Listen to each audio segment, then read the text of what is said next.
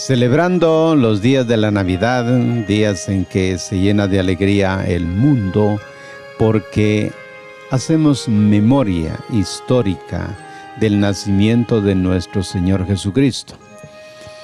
La memoria histórica pues hace referencia a lo que fue la encarnación del Hijo de Dios. Dios es espíritu, eterno.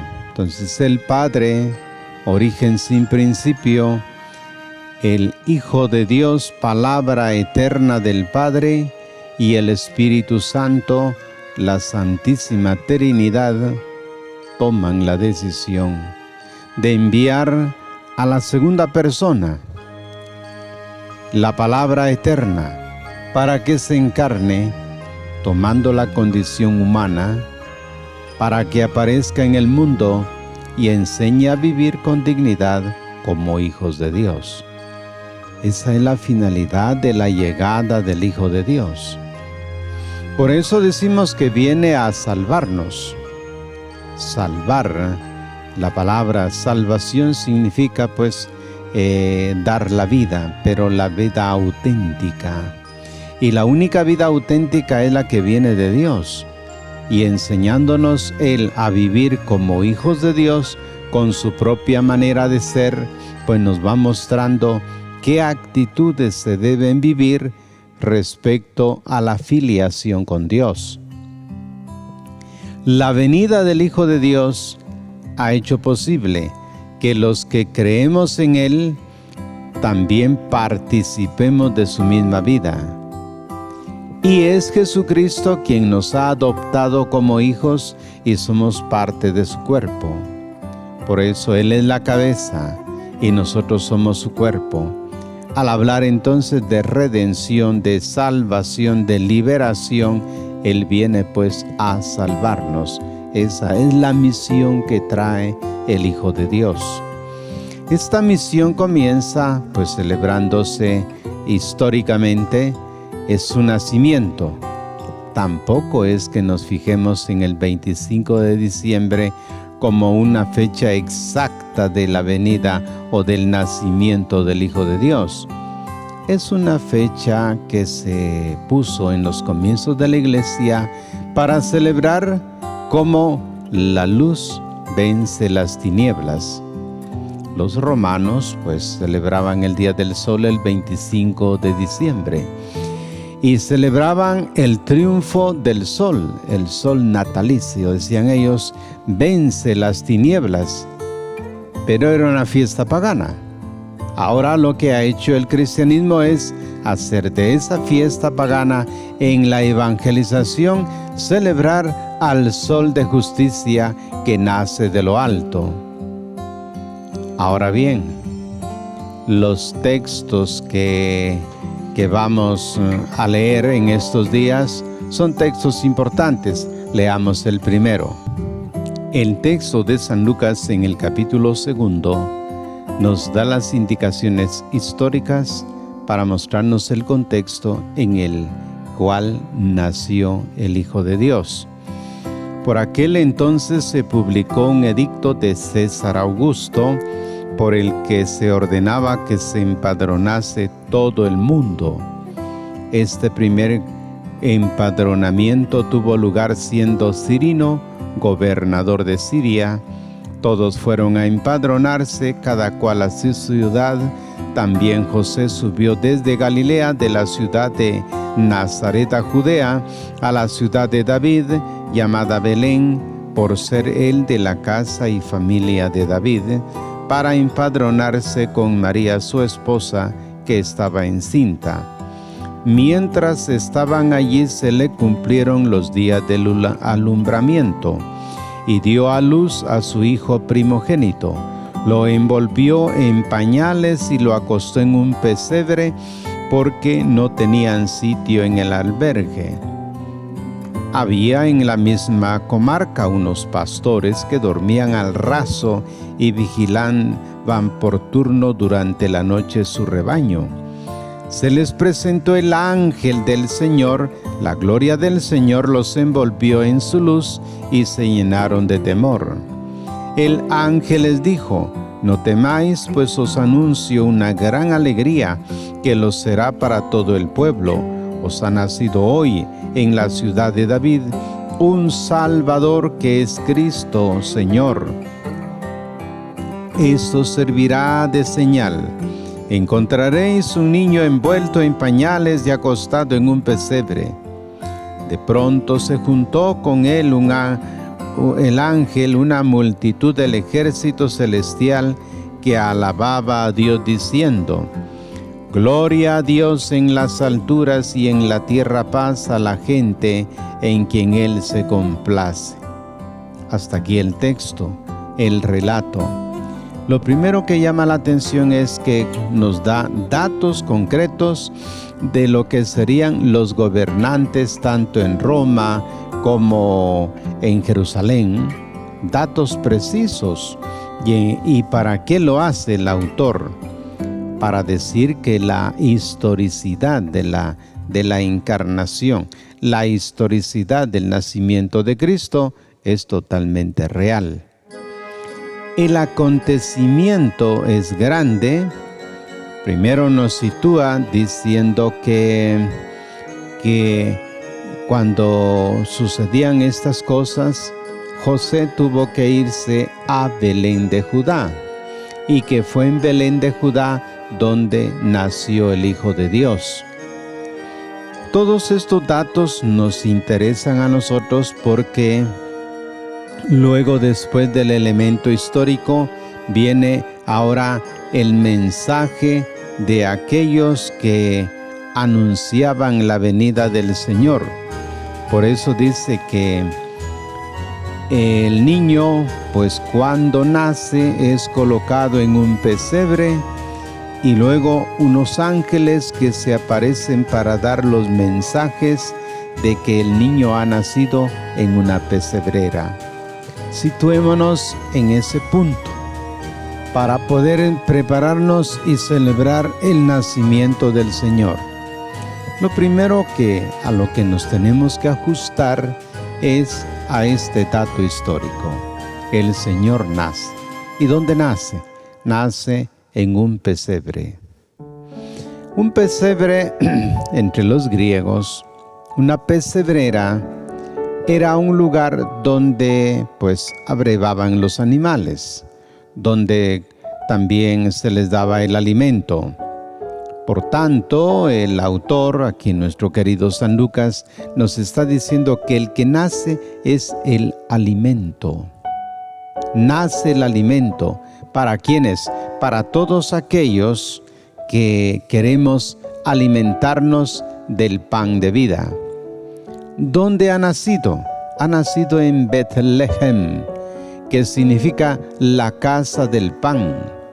Hermoso significado que tiene el lugar para indicarnos que el Hijo de Dios es el verdadero pan de vida, y aquel que ha bajado del cielo es el pan, el que da salud. Por eso los títulos que nos sitúa San Lucas dice que ha nacido el Mesías, el Salvador. Es Jesús. Jesús significa Dios salva o Yahvé salva. Los otros títulos como el Redentor, como el Salvador, pues repiten lo mismo, es decir, están indicando que la persona de Cristo será el que viene a salvar a la humanidad. ¿Y cómo lo hace? Entregando su vida. Por eso el que ha venido se va a hacer pan. Se va a hacer pan a través del alimento de la palabra. La palabra será el alimento de todo aquel que lo escuche.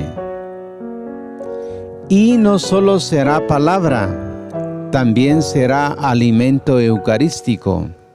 Para todos aquellos que celebramos la Eucaristía, es el verdadero pan que baja del cielo. Por eso el que nace en ese momento, en ese ambiente, es el que viene a darnos el verdadero pan de vida. Por eso la Navidad pues tiene toda esta orientación. Primero, saber recibir al que viene. El que viene es el Hijo de Dios. Él es el que nos trae el verdadero pan de vida. ¿Cómo lo vamos a compartir? Como se trata de celebrar su venida, su nacimiento. Entonces, la mayoría de cristianos nos reunimos en torno a la palabra, y la palabra de Dios pues va alimentando a la familia, va alimentando a los amigos, porque es el alimento que entra por el intelecto. Pero este alimento exige la presencia del resucitado y lo compartimos en la Sagrada Eucaristía. ¿Cómo hacer posible ahora su nacimiento? El Señor ahora nace por la fe. La palabra de Dios comunicada a los demás es la semilla de eternidad.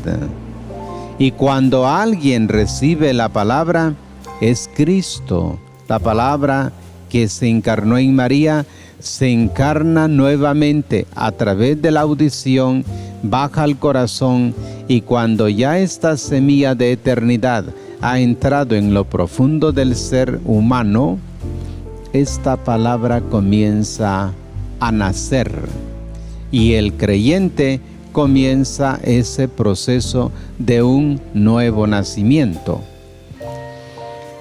Este nuevo nacimiento hace posible que la persona alimentada con la palabra de Dios se convierta ahora en mensajera de la palabra. Y cuando la comunica usted a alguien más, esta palabra hace posible nuevos nacimientos. Cuando Jesús habló con Nicodemo, este era un señor muy letrado, era miembro del Sanedrín. Y hablando con él, le dijo Jesús que era necesario que él tuviera un nuevo nacimiento, y él ya era muy grande. Y él, justamente ese es su argumento: si yo ya soy mayor, ya soy viejo, ¿cómo voy a nacer de nuevo? Y el Señor le dijo: el que no nace del agua y del Espíritu no puede entrar en el reino de Dios. Entonces, nacer del agua y del Espíritu, por eso el pesebre, porque ahí abrevaban pues los animales y ahí se alimentaban. Todo aquel que se acerque al nacimiento del Señor va a beber de las fuentes del agua viva. Capítulo 7 de San Juan: gritará Jesús en el templo: yo soy el agua viva. El que beba de esta agua jamás tendrá sed. De ahí que el que nace a la nueva vida nace por las aguas bautismales y bebe del agua en forma permanente. Esta es la razón pues por la que encontramos este nuevo nacimiento, celebrando el nacimiento de Cristo, celebrando nuestro nuevo nacimiento por la fe, recibiendo las aguas que da Cristo. Luego, este nacimiento, como explicaba también San Pablo, decía San Pablo que cuando uno comenzaba a nacer en la fe, necesitaba ser alimentado, decía él, con un alimento espiritual como leche, es decir, los comienzos de la fe, porque uno está recién nacido y debe comer o beber un alimento que no sea sólido. Es un alimento introductorio. Pero luego dirá Pablo, el creyente más adelante aprenderá a comer su propio alimento. Cuando uno comienza en estos caminos del Señor a alimentarse de aquel que ha nacido y que le invita ahora a un nuevo nacimiento, uno comienza a leer la Sagrada Escritura, que es el alimento del alma. El profeta Oseas anunció que Dios iba a enviar al mundo hambre, pero decía él, no hambre de pan, sino hambre del conocimiento de la palabra de Dios. ese nuevo nacimiento entonces está orientado a saber escuchar las palabras del Señor, a saberlas vivir. Segundo, encontramos aquí un dato importante, porque después Jesús, cuando explica su verdadero sentido de acercarse directamente a la persona, le dirá que para vivir en ese nuevo nacimiento y en ese desarrollo de la vida, la salud total, debe aprender a comerlo a Él. Comer entonces el cuerpo de Cristo significa comerle a Él. Y tenemos todo el capítulo 6 de San Juan, en el que comienza diciendo Jesús que hay que trabajar por el verdadero pan de vida. El verdadero pan de vida, le responde a la gente, es que la gente crea en Él y que comience a trabajar en su obra. Primer dato. Segundo dato, dirá Jesús, para que ustedes sean verdaderos discípulos, tienen que aprender la palabra, porque todos serán discípulos de Dios. Tercer momento, Jesús comenzará a decir que aquellos que han nacido de Él son los que comen su cuerpo y su sangre, beben su sangre. La cosa ya se pone un poco complicada, porque se trata ahora de comer su cuerpo y beber su sangre. Y es cuando Él dirá, el que come mi cuerpo y bebe mi sangre, tiene vida eterna. No es futuro, tendrá, no, tiene ahora vida eterna. Por eso el niño Jesús que nace viene a ofrecernos su vida a través de su palabra, y luego, cuando por decisión suya, antes de morir, se compromete con los discípulos para que ellos, celebrando el misterio de la presencia del Señor, lo celebren con frecuencia, y el mandato que le da a los discípulos, hagan esto en memoria mía. De manera que el Hijo de Dios sigue naciendo a través de la fe, se sigue encarnando a través de su palabra, sigue alimentando el que nació en Belén, Betlehem, que significa la casa del pan, donde ha nacido el verdadero pan de vida, es el pan que alimenta la vida. Por eso hoy, al celebrar la natividad del Señor, celebramos su venida. Y esta venida no es una venida simplemente histórica, sino es una venida existencial. Siempre y cuando nosotros nos alimentemos de su palabra y del sacramento eucarístico, el Señor está en nuestra vida y está nuevamente naciendo. Y a la vez nos pide que aprendamos nosotros a difundir la palabra, a llamarlos a la iglesia. ¿Para qué? Para que, alimentados por el cuerpo de Cristo, se dé este nuevo nacimiento. Así que felicitaciones por esta natividad en la que celebramos su venida, pero que a la vez nos está comprometiendo para que nosotros nazcamos de nuevo y también comuniquemos este nuevo nacimiento. Y entonces sí podemos decir feliz Navidad, porque natividad significa nacimiento. Y entonces si decimos feliz nacimiento, pues que estamos diciendo que usted nazca a la vida eterna. Y esa es la finalidad de esta gran celebración de la Natividad del Señor. No es simplemente una fiesta externa, no, todo lo contrario, es un compromiso de tipo espiritual. Gracias por su atención y celebremos con gusto la Natividad del Señor.